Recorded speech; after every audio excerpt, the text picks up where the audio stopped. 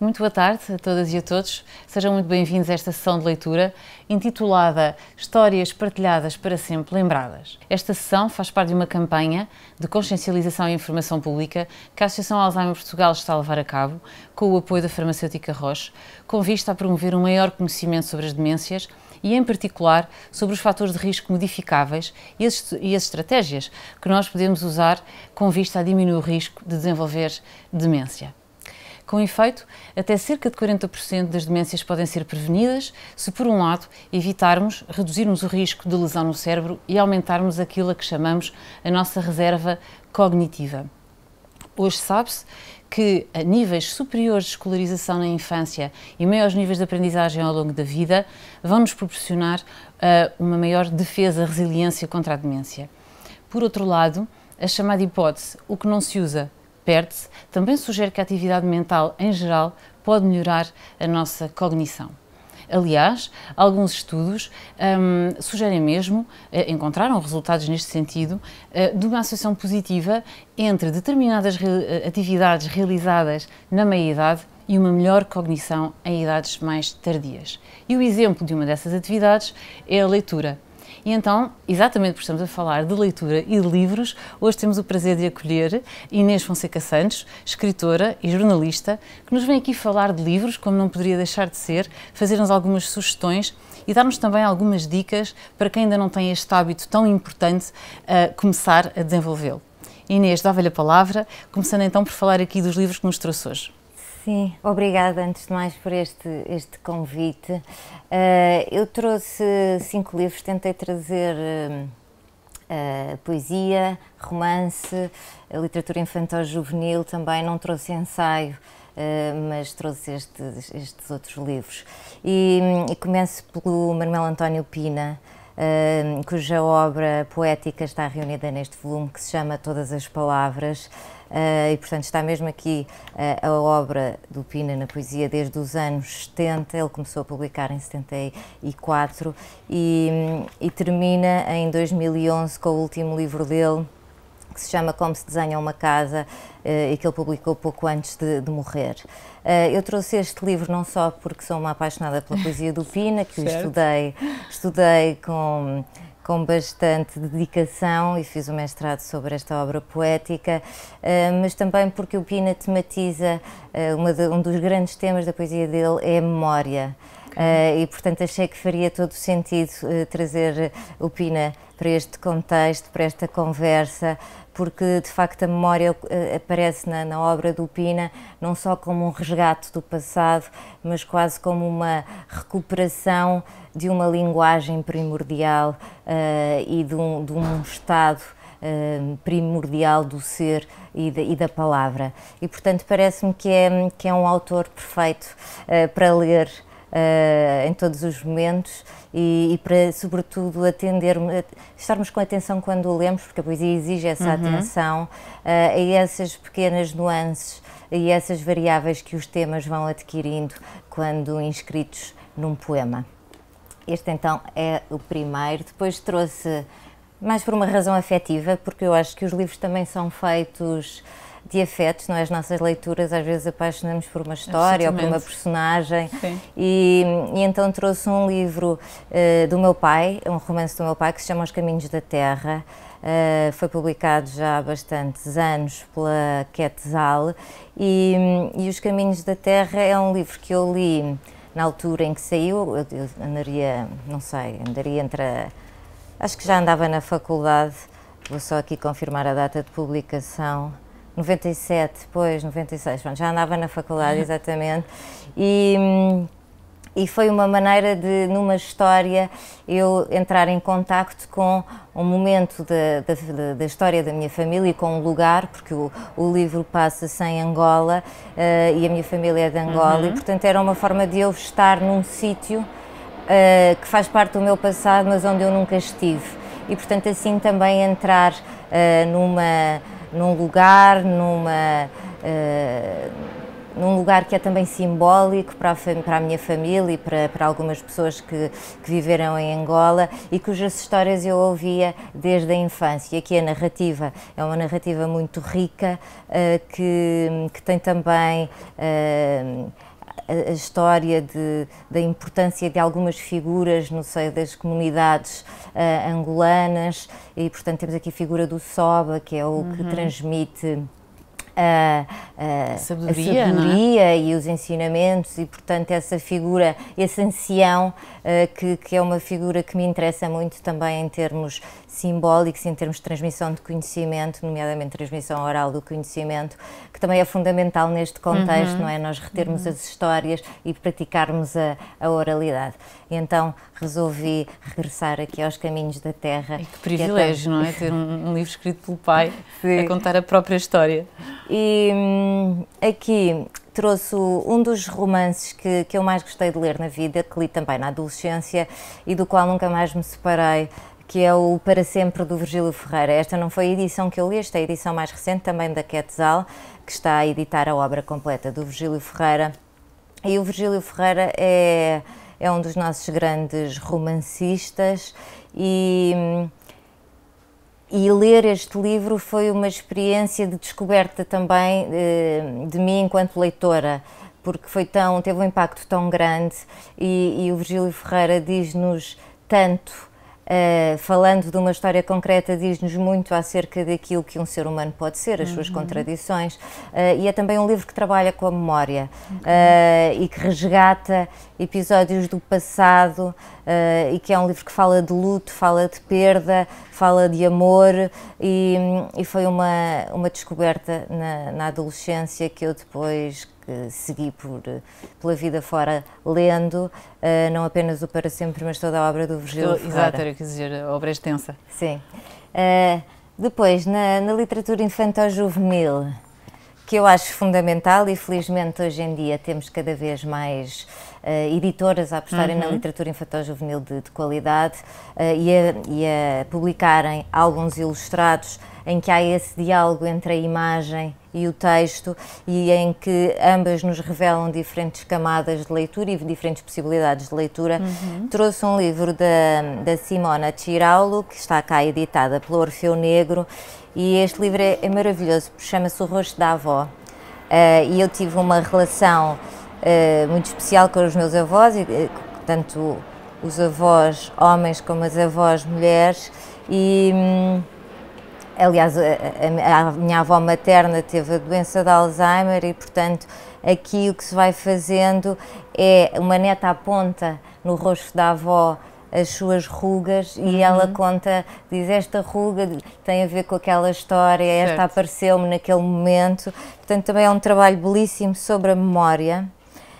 E sobre a forma como uma neta se pode construir também através das histórias da sua avó, e ao mesmo tempo a vitalidade da neta, a sua curiosidade também alimenta a avó no seu percurso final da vida.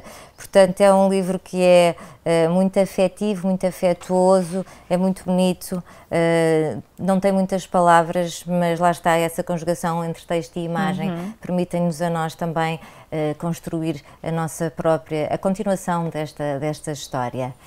Então me parecer que se calhar este livro também vai ser um livro com muito afeto pelo meio, por todas as suas propostas muito diversas, têm este ponto aqui em comum. Normalmente têm, quer dizer, todas elas têm qualidade literária, como é evidente, mas eu acho que a literatura também, nomeadamente até falaremos de quem ainda não é um leitor assíduo, acho que os afetos podem ser uma boa, um gancho que pode agarrar os leitores, e as pessoas que querem ler, e podem chegar aos livros não só pela identificação, não é? Porque nós às vezes achamos que a identificação é importante, mas também é bom a descoberta do outro, mas qualquer coisa que nos toque pode nos agarrar e pode permitir que a leitura passe a fazer parte da nossa vida.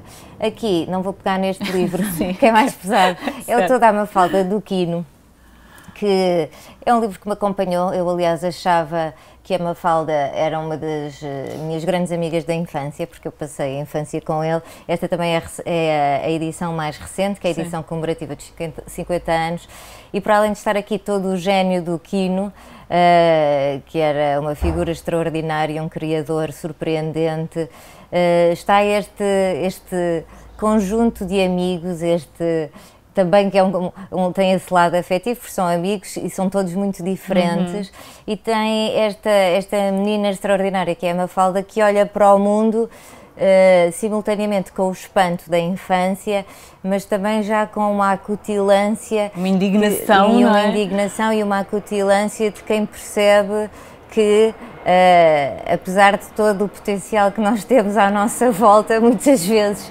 não vai acontecer nada de bom. E, portanto, ela tem já uma desconfiança, que também às vezes é típico da infância, que tempera esse lado fantástico da infância, que é de nós olharmos para o mundo pela primeira vez. Eu lembro-me de passar, e ainda passo muitas vezes, agora com o meu filho, a rir mais gargalhadas com as piadas da Mafalda e com essas observações. Portanto, é um livro também para ler pela vida fora, para todas as idades, até porque o sentido do humor também é um aspecto importante nas nossas vidas e também treina um olhar sobre o mundo que tem a ver com a observação, com a capacidade de retermos determinados códigos, e então eu nunca me separo da Mafalda. E também pensar que a Mafalda, além de tudo isso, também tem uma atualidade gritante, exatamente, não é? Portanto, exatamente. Não é de todo datado. Não é. Eu, aliás, costumo seguir no Instagram várias páginas que partilham tiras da Mafalda. E é muito engraçado porque há momentos, há temas da atualidade e eles normalmente fazem esse jogo, relacionam as tiras com os temas da atualidade, e aquilo podia ter sido escrito precisamente para o que está a acontecer agora. E esse lado político que eu não apreendia de forma tão clara na infância, hoje em dia, por isso é que eu digo que a Mafalda é mesmo para todas as idades, hoje em dia permite revisitar as tiras da Mafalda e rirmos de outras coisas que se calhar não eram aquelas que nos ríamos quando éramos mais novos.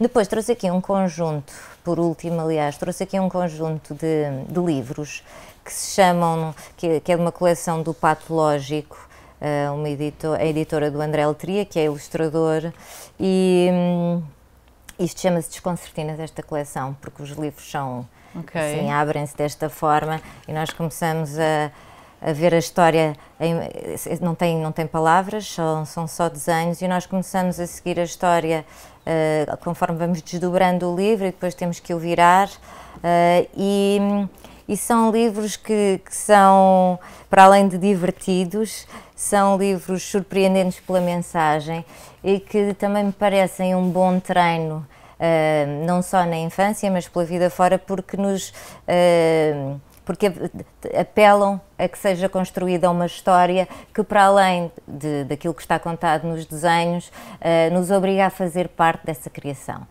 Portanto, a história somos também nós que, olhando para as imagens, a vamos compondo, e o André escolhe temas que às vezes têm a ver com pequenas coisas, como por exemplo o incómodo, que tem a ver com uma mosca, mas depois há os grandes temas da literatura e da vida, como o tempo, os dilemas, o destino, e portanto são livros belíssimos que são jogos com o leitor, que são jogos com quem os quer ler e quer desdobrar e refletir um bocadinho sobre estas questões, que são questões de todos nós. E estava aqui a pensar neste paradoxo, que é um livro que puxa tanto por nós, nos exige e sem palavras. Exato. Não é? Sim, agora por acaso várias editoras, nomeadamente as de literatura infantil-juvenil, têm publicado livros que dispensam, como são trabalhos sobretudo de ilustradores, dispensam palavras, mas a mensagem é extraordinária e para as crianças permite-lhes que elas vão começando a estruturar as suas próprias narrativas a partir dos desenhos. E essa construção depois, na verdade, como nós nos orientamos por histórias, não é? Tudo o que nós fazemos, o nosso cotidiano, o nosso dia-a-dia é uma narrativa, e isso permite depois também uma espécie de organização quase inconsciente da nossa cabeça, da nossa forma de nos contarmos e também de olharmos para o outro. E mais livre. E mais livre também, que é essencial. A imaginação, esse apelo à imaginação é essencial. Muito bem. Bom, depois destas sugestões, que já de certeza que abriram aqui o apetite de quem nos está a ouvir e a ver, e antes de passarmos, porque se calhar podíamos terminar assim com uma passagem de um destes livros, com a leitura de um excerto, ainda umas sugestões de leituras para três públicos distintos. por um lado, para grandes leitores, por outro, para públicos mais jovens, já temos aqui algumas, e para quem ainda não começou a ler porque acha que ou não tem tempo ou não gosta. Que eu acho que essa é uma coisa, até me custa dizer que uma pessoa que não gosta de ler, mas há quem não goste, de facto. Sim, há quem não gosta, é verdade. Eu não sei se há fórmulas capazes de pôr alguém a ler. Acho que o convívio com o estar perto de livros, o ter essa liberdade, não é? Porque muita gente começa a ler, mesmo, sei lá, já na adolescência, porque um livro qualquer chamou a atenção nas estantes ou numa biblioteca. Certo. Portanto, esse convívio com espaços que têm livros parece-me importante. Uma vez fiz essa pergunta ao António Torrado, que morreu recentemente, mas que foi um grande autor, um dos nossos maiores autores de literatura infantil-juvenil, para além de ser poeta, etc. E eu disse ao António, como é que nós conseguimos pôr alguém a ler? E ele disse, isso é muito fácil, há uma receita muito simples. Esconde-se um livro no topo de uma estante, deixa-se só um bocadinho à mostra, mas tem que se dar a ideia de que o queremos esconder. E isso vai despertar a curiosidade de alguém para aquele livro. Claro que o António disse isto também em tom de brincadeira, porque ele tinha muito sentido de humor, mas a verdade é que a curiosidade acaba por ser aquilo que nos torna leitores. Nós queremos saber o que é que está ali dentro, e depois, mesmo que comecemos no início a ler uma história, se calhar não temos grande interesse, mas pode haver apenas um pormenor, pode ser um lugar, uma personagem, um acontecimento sobre o qual nós queremos saber mais e vamos atrás daquilo e de repente estamos no fim do livro. Eu acho que para quem não está habituado a ler, os clássicos são sempre uma boa solução, porque são livros que normalmente são, sei lá, os clássicos russos, os clássicos americanos, são livros que têm narrativas muito bem construídas. Normalmente os seus autores são mestres da narrativa. São muito apelativos, não é? Sim, e dominam a técnica totalmente, são bons contadores de histórias e dominam a técnica e, portanto, conseguem agarrar-nos à história. E depois, normalmente, numa fase posterior, nós percebemos que eles, estando a falar daquelas personagens, há sempre um momento em que viram o espelho para nós, para o leitor, e há uma identificação que nos permite compreender um bocadinho mais de nós, sendo que aí o nós é coletivo, ou seja, é toda a humanidade. Aquelas angústias, aqueles episódios, depois acabam por ser os de toda a gente. E portanto, os clássicos são exímios no tratamento e na construção da narrativa, são sempre surpreendentes, ou então também, para quem não é ainda leitor e gostava de ser, que acha que não tem tempo, acho que os policiais também são uma boa forma de entrar na literatura. Normalmente, até há aquela coleção O Vampiro, estava a pensar, que agora está a ser reeditada, e são livrinhos pequeninos, de bolso, portanto são portáteis, dá para levar para todo lado, e também nos prendem, porque nós ficamos agarrados ao suspense e à narrativa, e queremos saber o que é que vai acontecer às personagens. E portanto há assim vários caminhos que se podem seguir na parte da narrativa. A poesia, eu acho, e o ensaio, acho que são sempre os géneros mais exigentes, que exigem mesmo tempo, e sendo que há também poetas que deslumbram os leitores que não estão tão habituados a perder ou a ganhar tempo a ler, como por exemplo a Sofia de Melo Brainer, o Eugénio de Andrade,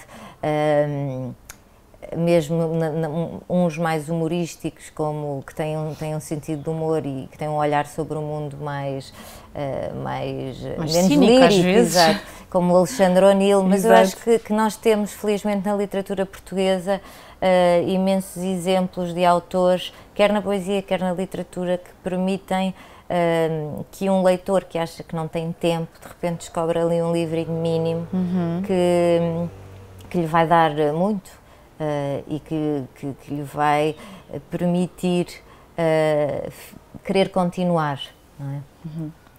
Ok. Quais é que eram os outros leitores que eu já não lembro? Não há problema nenhum. O grande leitor, O grande leitor, eu acho que o grande leitor normalmente já sabe o seu caminho e acho que tem muito que ver com a fase em que se está, porque há momentos em que nós não conseguimos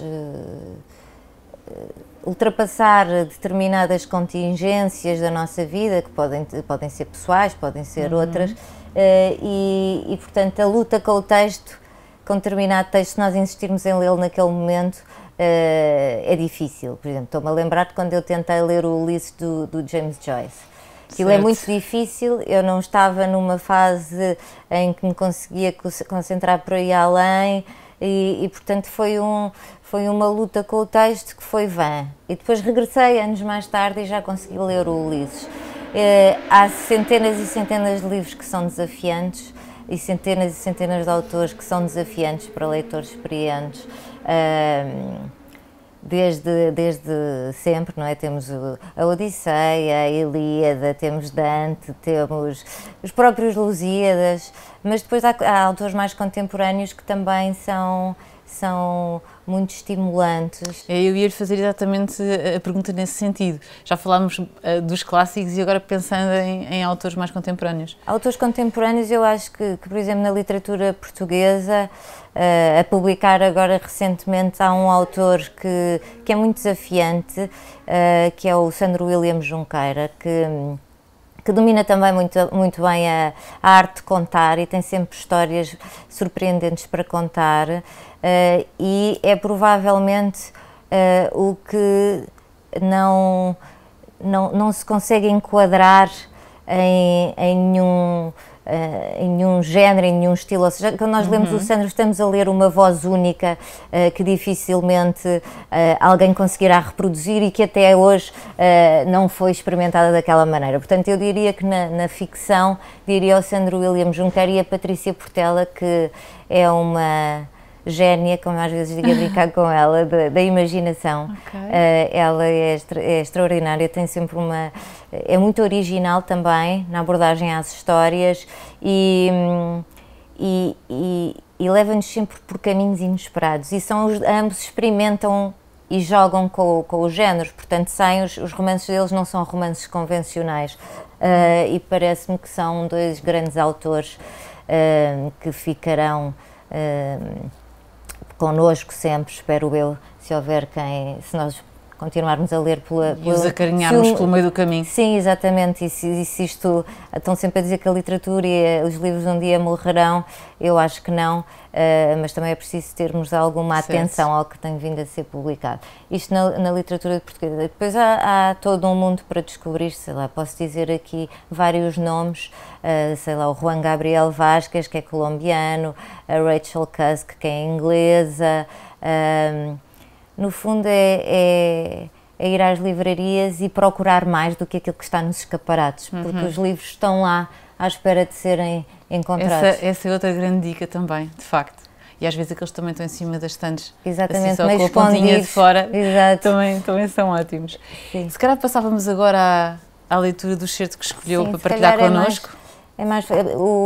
O início do Para Sempre é belíssimo, mas se calhar por ser mais curto, é mais fácil ler um poema.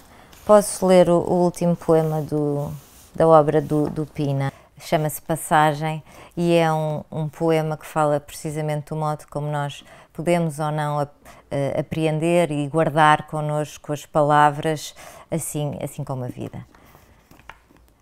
Com que palavras ou que lábios é possível estar assim tão perto do fogo e tão perto de cada dia, das horas tumultuosas e das serenas, tão sem peso por cima do pensamento?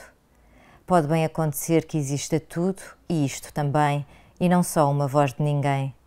Onde, porém? Em que lugares reais tão perto que as palavras são demais? Agora que os deuses partiram, estamos, possível, ainda mais sós, sem forma e vazios, inocentes de nós. Como diremos ainda margens e como diremos rios. Pronto, e o Pina é sempre...